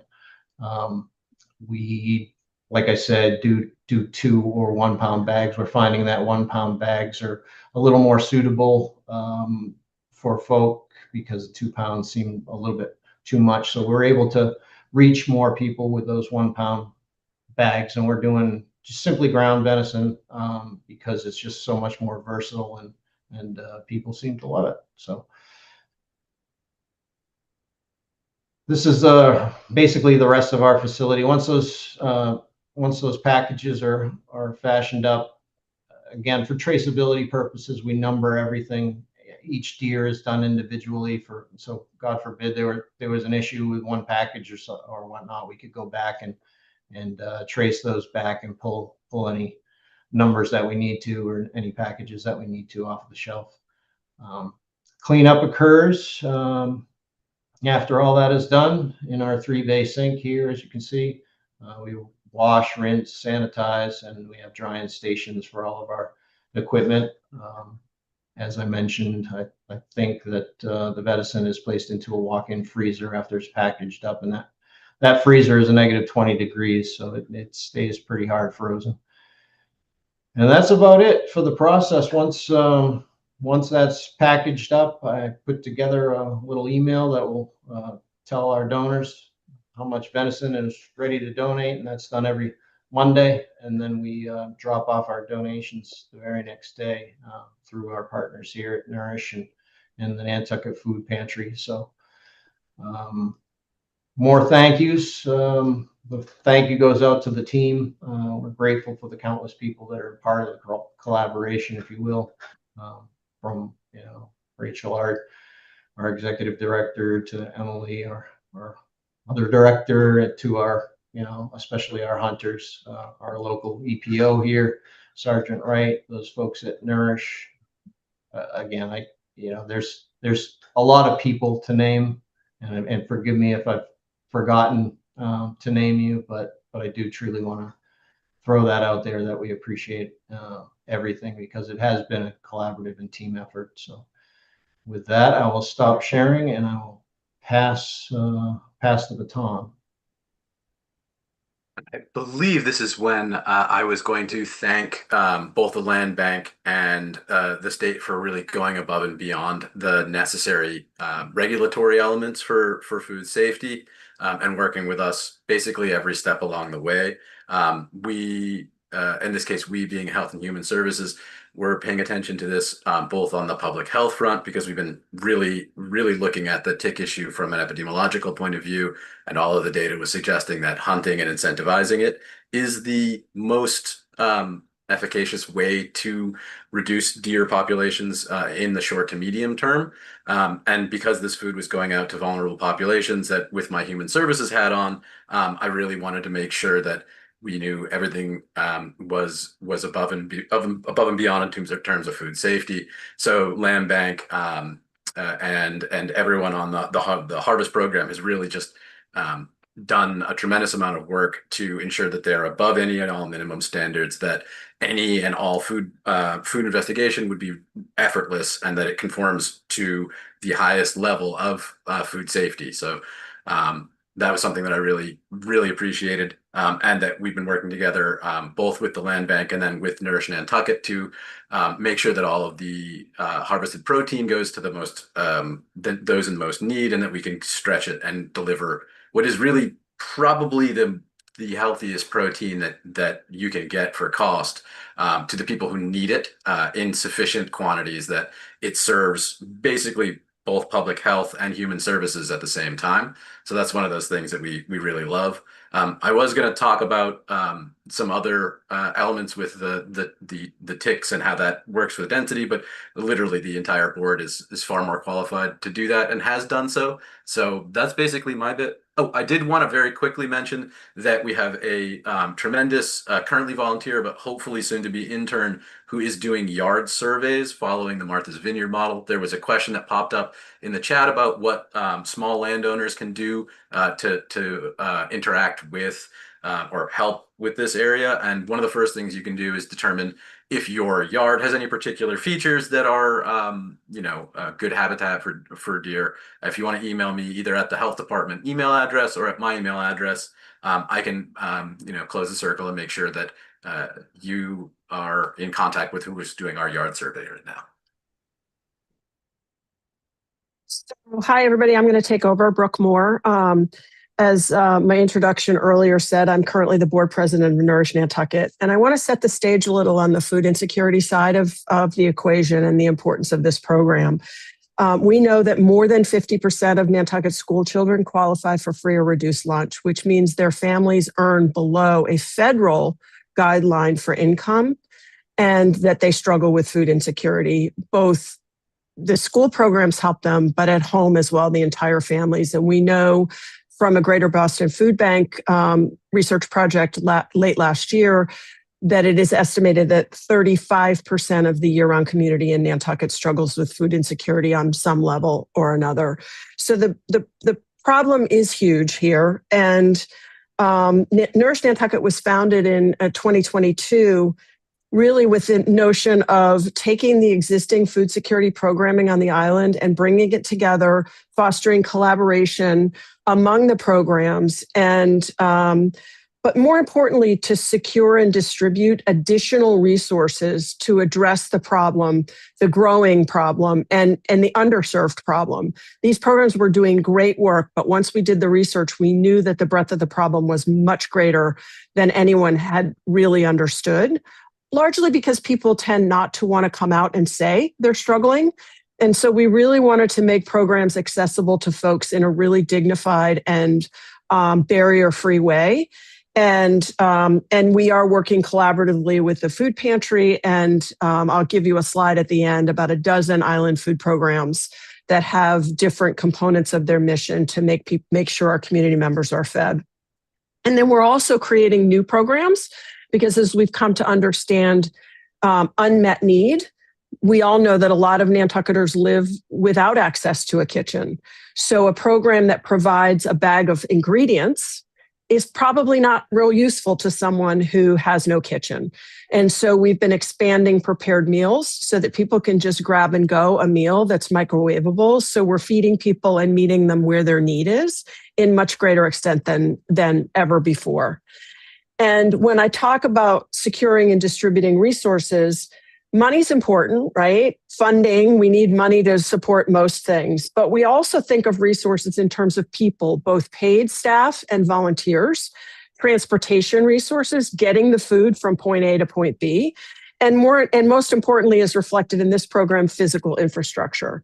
And so this program, this food hub, food access hub, food security hub at 19 Boynton Lane, to me, and this entire presentation today reflects what is the best about Nantucket, that we come together, we identify problems, and we work collaboratively to solve them. And when you see all the people who've been involved in taking this program to the level that we end up with a really great high protein, zero cost food product to feed our community, and the number of people and the number of stages from that deer in the woods to the venison being ground, bagged, and distributed, and how everyone has worked so well together. And not the least of which was the collaborative purchase of 19 Boynton Lane.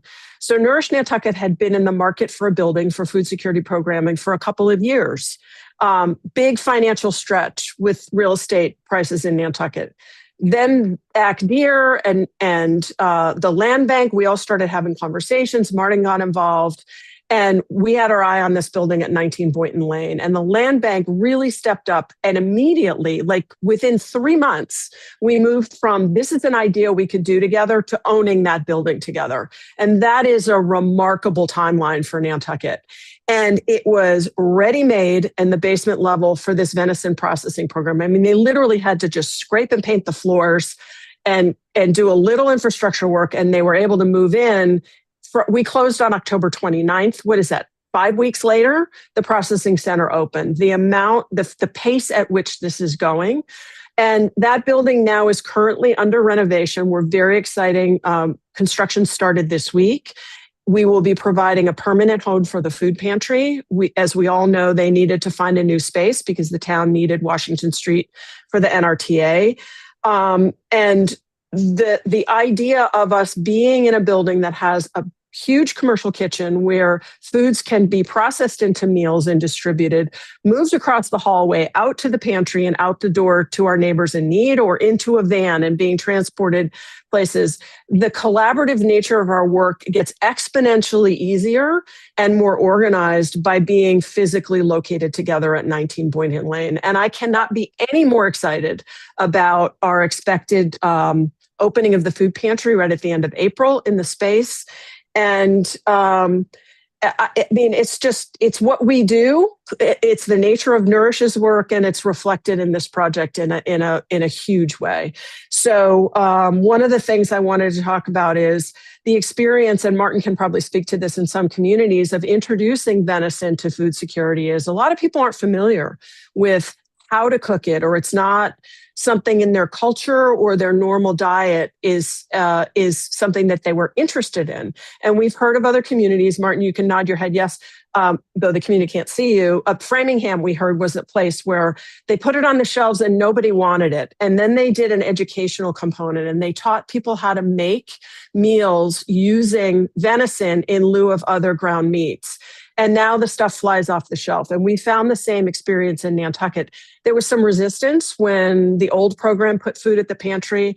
Nourish has 2 cookbook chefs on our team who are working on creating recipes that go out, that pantry clients can take home and learn how to use venison alone or supplement it in meals they're already preparing using other ground meats. So anyway, I just want to say hallelujah to the collaborative nature of this, and really look forward to moving from most of the meat going out through the pantry to more deer next year, more volume of venison, and really being able to maximize that protein in the community's diet. So I'm going to leave it at that. And thanks to the Civic League for hosting this. This has been an amazing experience. Thanks. Thank you, Brooke. And I agree completely with your summary regarding how this all came together. In researching this presentation today, I went back and read a lot of John Carl McGrady's articles as he was chronicling the story through the past 9 months to a year. And it started with, this is a dream, to this is operational so fast, it was unbelievable. And it really is a testament to the hard work of everybody working together to pull this off. It's just an incredible story. There was one comment from Jessica of Nisha, which you probably saw me taking a picture of it, because if you don't take a picture of it, you lose these comments as soon as the Zoom shuts down.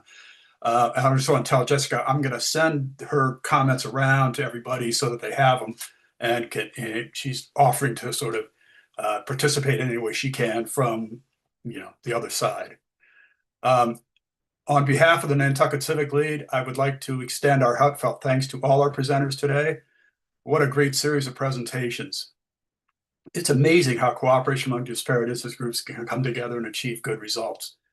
I'm sure I speak for all Nantucketers in thanking all of you for your dedication and efforts in managing our island's deer issues. The Civic League will remain committed to assisting you any way we can. Thank you also to my Civic League colleagues, especially Maureen Phillips, Peter Morrison, Rick Atherton, Mary Warrow, and Gail Walker, whose assistance was vital in organizing this forum. And as always, we send our very special thanks to the talented pros at Nantucket Community Television, Frank Schott and John Carl McGrady. Well done. A public YouTube video of today's forum will be released later today for on-demand viewing. We'll advertise the link to encourage further viewings, and NCTV 8 will probably be rebroadcasting this forum frequently in the weeks ahead. As we move into the busy spring season, the Civic League has already started preparing for our annual Meet the Articles Forum, scheduled for Saturday, April 11, in preparation for annual town meeting on May 4, and a Meet the Candidates Forum on Saturday, May 9, before the town election on May 19. We've also confirmed the morning of Monday, July 13 as the date for our annual summer forum in the Great Hall at the Athenaeum, where we will hear from the select board members and the town manager. We may have another specific issue forum as well. In closing, our thanks go out to you, the viewers, and to all of those of you who submitted questions. This concludes our forum. We would like all attendees, please either to sign off, or if you want to stay on, please mute your mics, turn off your cameras, and remain silent until NCTV gives us the all clear. Thank you all.